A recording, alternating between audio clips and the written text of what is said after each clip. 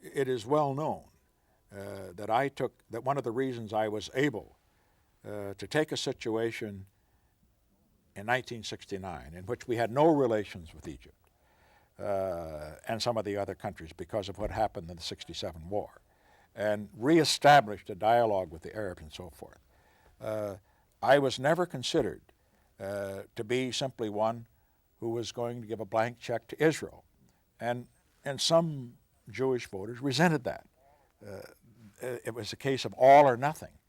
Now understand, most of the intelligent ones don't think that way. They know who was Israel's friend when it counted, and Golda Meir was one of my best press agents in that respect.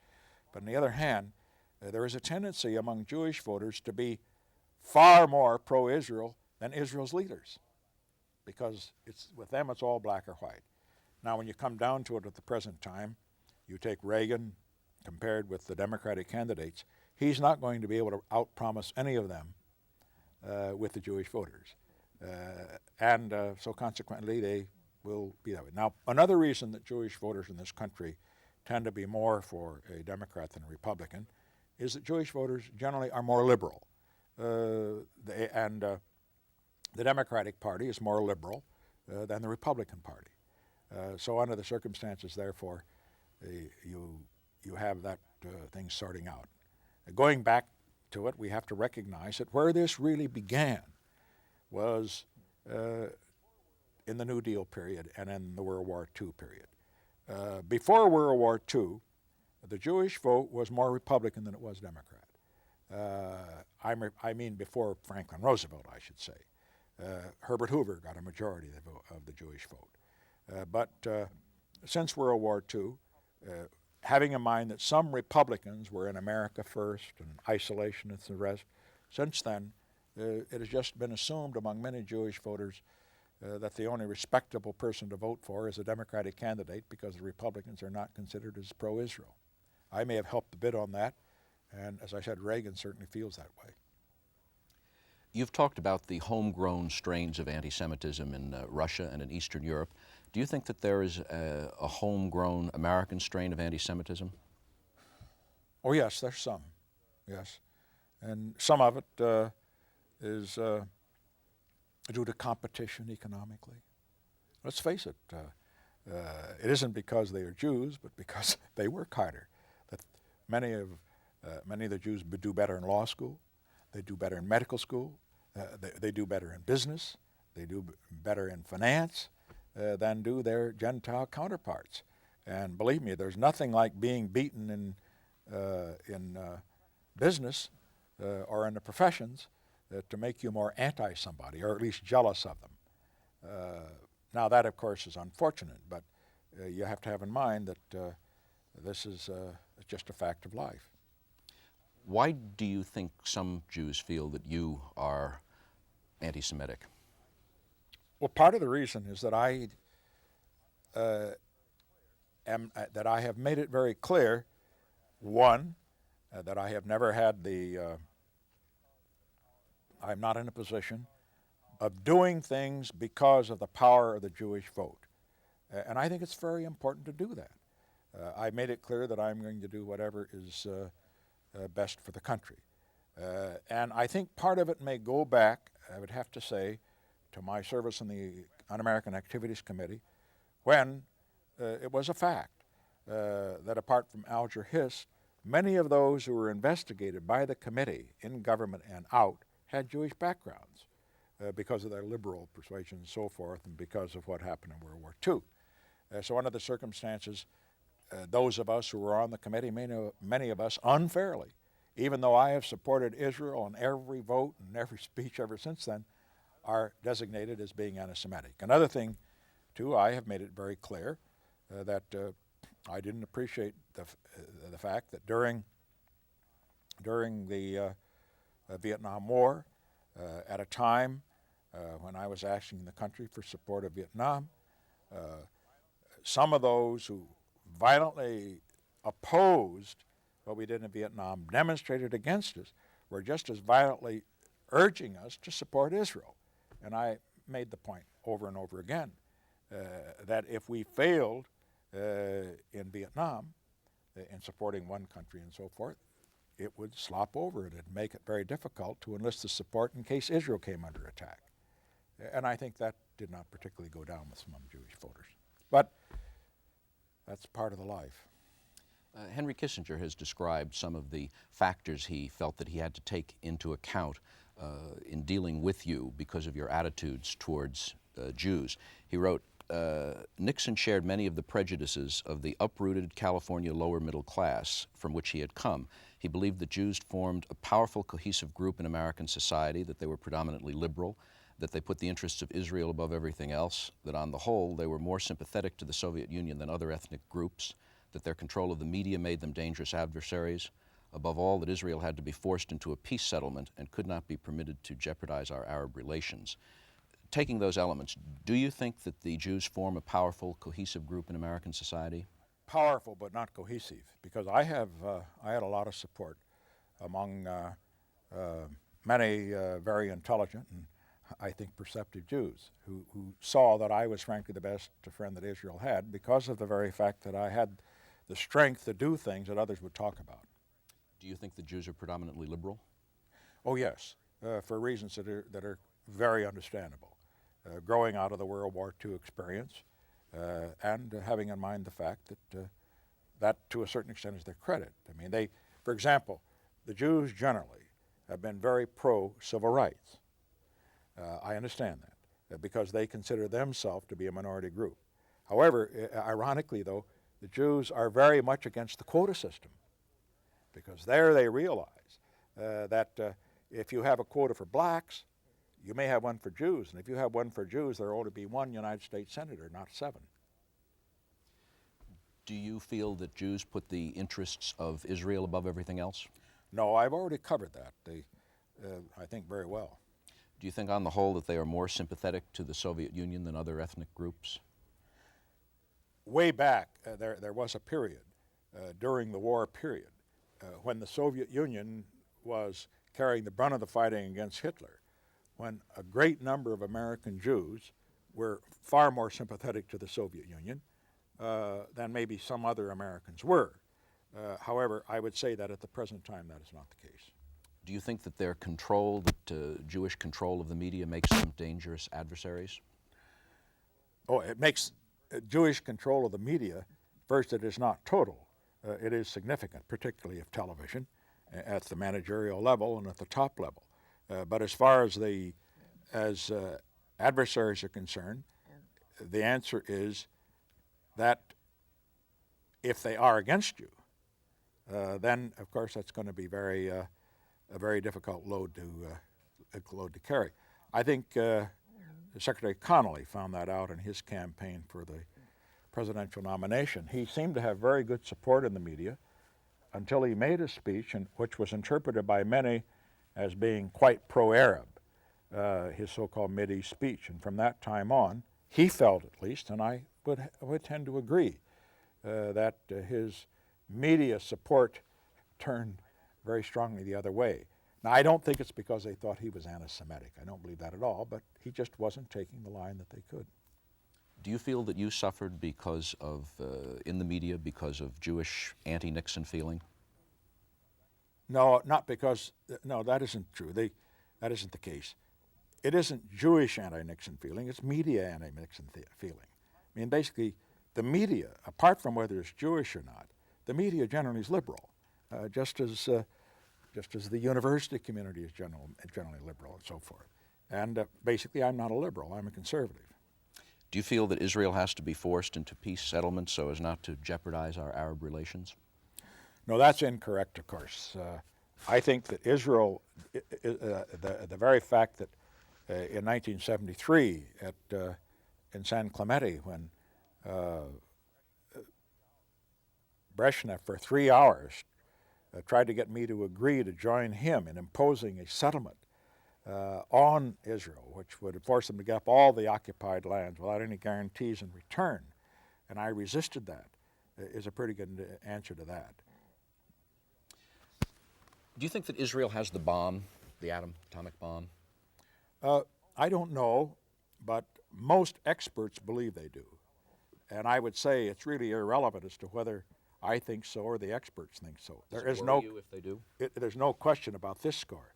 They have the capability, if they don't have it, of getting it very, very fast because they're a very highly developed industrial society. If the Mideast goes nuclear, can Armageddon be forestalled for very long? One of the reasons that developing some sort of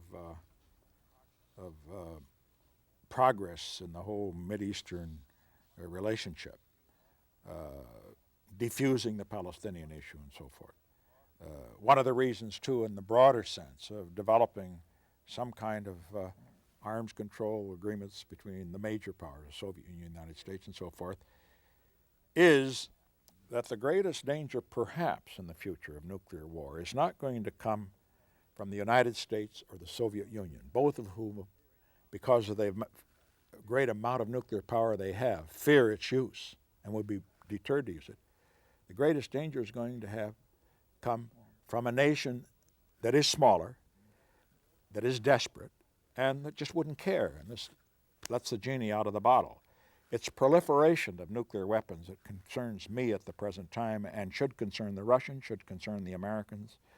And so as I look at it, looking at the Israelis, certainly I would think they would be more responsible than many others, but let us suppose the Libyans got it. Now they are a little crazy, I think. Certainly the leadership is. And that is why we've got to get this thing under control before it's proliferated out there, because the danger of a nuclear explosion then, and which would spread worldwide, is simply unacceptable. Isn't it too late, though, to stop proliferation? There's so much material out there. Is it really practical? It's like the argument about calling in handguns, that there's just so many out there. Very difficult. But unless I would say this, unless the two major countries find some way to control themselves, then there will be no inhibiting effect on other countries. No, I don't think you can say that because these weapons are so terrible, they're not going to be had by others. But on the other hand, if the United States and the Soviet Union can find some agreement between themselves, it will have some restraining effect. In October of 1973, American forces were put on worldwide nuclear alert. How close did we come to nuclear war in October of 1973? I don't think we came very close, actually. I think what happened is that the alert was in response to the Soviet Union putting its airborne divisions on alert, putting 85 ships into the Mediterranean, ships equipped with helicopters and landing barges and the rest, and Brezhnev indicating to me through a message that unless we would join him in sending American forces in, along with Russian forces, to help keep the peace in that area, that he would move in unilaterally. We had to respond with an alert in order to keep them out. At the time when you... Well, we had it for, and when sometimes when people ask, well, when you called the alert, which incidentally was not just of nuclear forces, even just as important, all of our conventional forces in the Mediterranean, the fleet, which was quite powerful, they were also put on alert.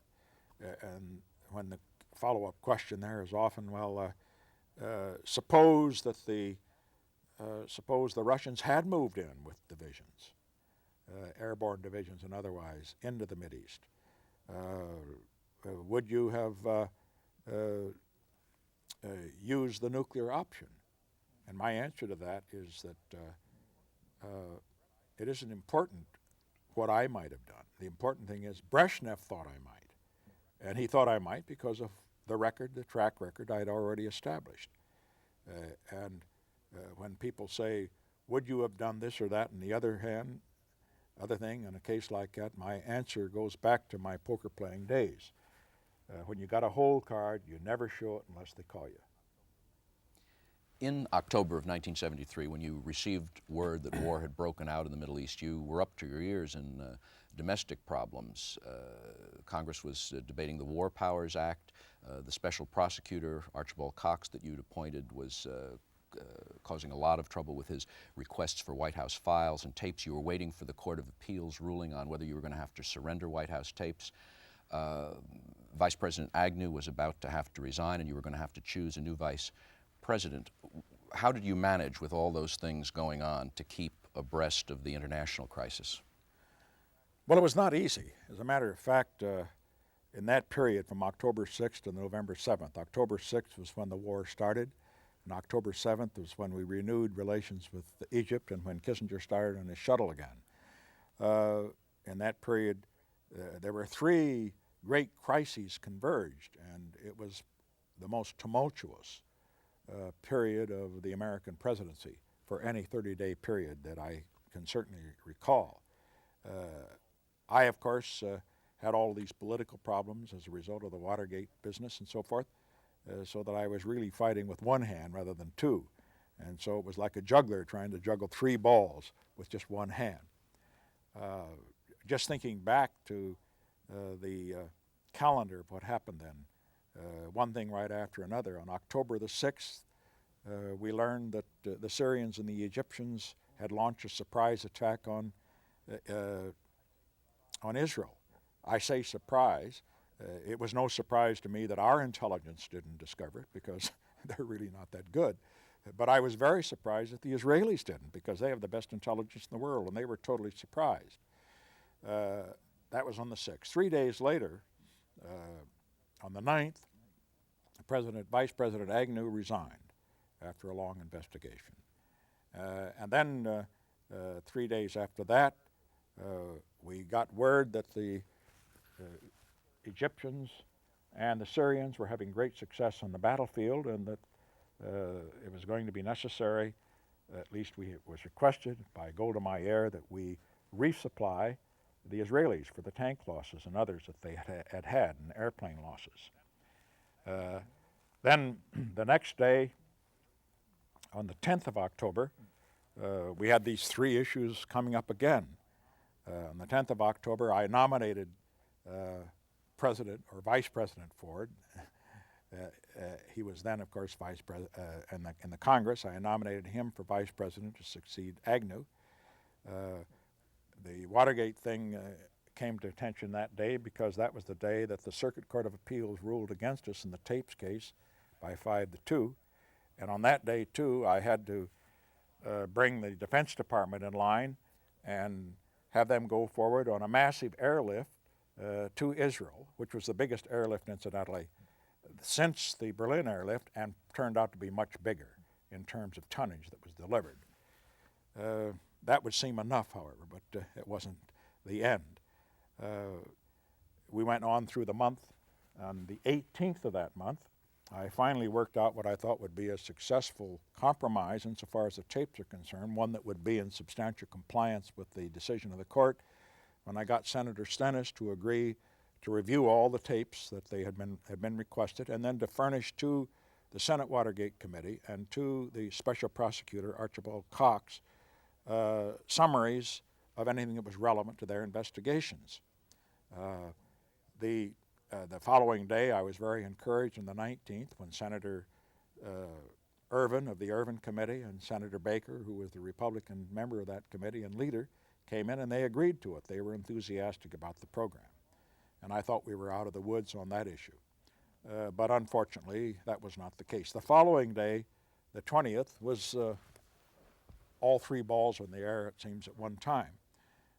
Early in the morning, we received notice from Brezhnev that he wanted Kissinger to come to Moscow because prior to that time, on the 18th, he had requested for the first time that we join him in sending American combat forces in with Russian combat forces into the Mideast in order to keep the peace. And we weren't going to be suckered on that one. But Kissinger was to go over to Moscow to see if he could work out a ceasefire. So I sent Kissinger off in the morning of that day. Later in the morning, Archibald Cox had a press conference, and he refused to accept the Stennis Compromise, and demanded that he have access to more tapes on a fishing expedition. I thought that this was in violation, frankly, of his charter, so I directed the Attorney General, Elliot Richardson, to fire him. Ellie Richardson refused to do so, although we had assumed from the conversations he had had earlier, because he had been told about the compromise earlier, that he would do so and if Cox was unreasonable. Later that day, Elliot Richardson came in to see me to submit his resignation. Now, I had known him for many years.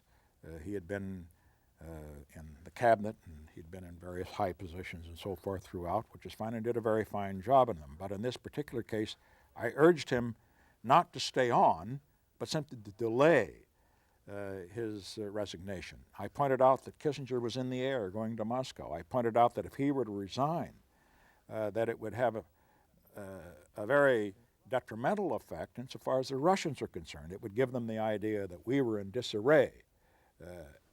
And he refused, however, and he decided that he was going to have to resign. I've often wondered why he didn't stay on at least that long, and I think in fairness to him, it was the fact that he was a pretty good politician, and he wasn't about to go down with what he considered as a politician to be a sinking ship. Do you feel, though, that he rejected an appeal based on the national interest? Yes, he did. At a time of war and peace? Well, he rejected it, but each of us was probably approaching it from a different standpoint. But on the other hand, my concerns were borne out by what happened after he left, because needless to say, it caused a firestorm in the press. About 5 newspapers that previously had supported us asked for my resignation. There were 20 impeachment resolutions went in. This was the Saturday Night Massacre. It's a so-called Saturday Night Massacre. And Brezhnev is bound to have heard about that in the Soviet Union. Why didn't you change your timetable, and instead of asking him to stay on until after the war was settled, why didn't you wait to fire Cox until after the war was settled? We couldn't, because we thought the Stennis Compromise had been agreed to, everything was in place, it had to move then, we couldn't wait. So under the circumstances, we could have done a lot of things differently, but we didn't at the time. So after the 20th then, we then came to the 24th, and the worst happened, as unfortunately I had a sense it might in the event that there appeared to be too much disarray. I think Brezhnev was really testing us. He knew I was in deep trouble, and he sent a message. This was after Kissinger had been there, and we thought a ceasefire was in place, saying that in the event that I would not agree to sending in a joint force of Americans and Russians into the Mideast, that he was going to intervene unilaterally. Well, the message itself wouldn't have bothered me that much, but then I got the intelligence reports that there were 85 Soviet ships in the Mediterranean, that on those ships, among other things, were helicopters and landing barges, and that 3 Soviet airborne divisions, 50,000 men, had been placed on alert. Well, we could not allow the Soviet Union to intervene unilaterally there, because if they had, we would have been forced to intervene. I know that Senator Mansfield had told us earlier in the month, right after the war, he said, we don't want another Vietnam there. But another member of Congress, who was in the majority on the Democratic side, made it very clear to in contrast. He said, we want to be sure that Israel continues to have support. And I said, I will not let Israel go down the tube. And I knew that under the circumstances we could not stand by and let the Soviet Union move in, and that would risk a world war. So under the circumstances, therefore, I approved an alert of our forces, nuclear and conventional. A couple of days after that, Brezhnev backed down, and finally the ceasefire went into place. This is all by now the 26th of October, only 20 days after the Yom Kippur War began. November 1st, the tide had changed by that time. The ceasefire was in place. Golda Meir, shortly after that, flew into Washington, thanked me very generously for the support we had given. And November the 7th, after a time of a lapsing of 6 years, Egypt and the United States normalized their relations, and Henry Kissinger started on his very successful shuttle trip. Summarizing it all, I think it's very important to note here 2 things. One, this is not a demonstration of détente failing but succeeding. Unless I'd had the personal relationship with Brezhnev, unless he knew from what I had said to him at Camp David, that we would not stand by unless I had developed that kind of relation, and unless he was looking forward to another summit the next year. I do not think that we would have been successful in keeping them out. That helped. The second point is that we handled the whole situation in a way that saved Israel, but at the same time did not totally alienate the Egyptians, because the Israelis, by the time the ceasefire occurred, had all totally surrounded the Egyptian Third Army, which was on the other side of the Suez Canal. So they held back, and the Egyptians were appreciative of that. And so as a result, this was one of those wars which ended with peace without victory. And peace without victory is virtually the only kind of peace you can have that will survive in that kind of a situation. You can have too great a victory. If it is too great, what happens is you plant the seeds for another war. Under this enormous pressure with all these things going on and all these balls in the air, how did you manage to keep your emotional and mental bearings or equilibrium? Well, it's not easy, but you did. How do you react to some of the commentators who say that you were so distracted and so distraught during this period because of Watergate that you only became involved at erratic points in this Mideast crisis, and that most of the policy was Henry Kissinger's or General Haig's? Well, I think the same people would say that that Henry Kissinger was the one that started the China Initiative, and that my participation, for example, was very limited in terms of that and other things and so forth. That the same ones would say that as far as the December bombing, which brought the war to Vietnam to an end and brought back our POWs, that was simply a reaction of an erratic man and so forth. And in this instance, all I could say is the record speaks for itself. I know the critical point where I made the decision, and it's here where I think it was decisive in overruling the recommendations I received from the Pentagon and that Kissinger brought into me. This was after Golda Meir had begged us to send in some supplies. We had to do it by air because the Soviet Union was sending in massive supplies by air. And Kissinger came in and said that the Pentagon was recommending 3 C-5As. I said, how many do we have? He said, about 20. I said, why don't we send 20? He said, well, because they think that that politically that's going to be more than the traffic will bear. I said, we're going to get just as much heat for sending 20. 3 is for sending 20. I said, send everything that flies. I don't think that many people thought that was a very rational decision, but you never make a small play when the stakes are big. You make a big one. We played for all the stakes and we won. Now that was my major participation, I would say. Do you think that if the Libyans got the bomb, that would draw America and the Soviet Union together? I would put it another way. There will at some point be a major Soviet-American summit, very high on that agenda. Clearly apart from Soviet-American arms control agreements should be, what can the Soviet Union and the United States do to cool the situation in other areas of the world, peripheral areas? Because Libya is like the Balkans in World War I. And under the circumstances, to allow these people to have it, and then to have them draw the Soviet Union and the United States into war is something that is not in our interest or theirs. This has nothing to do about whether the Soviet wants peace or war. They want the world. But on the other hand, we have to recognize they do not want a nuclear war any more than we do. So under the circumstances, we should join together at least to prevent that kind of action which would draw us in. That finishes our afternoon hour.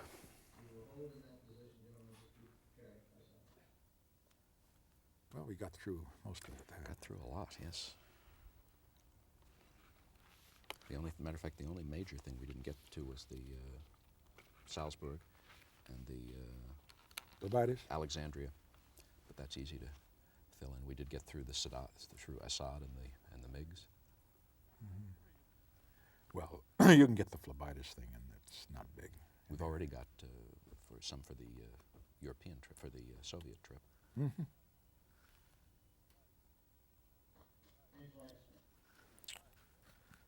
All right.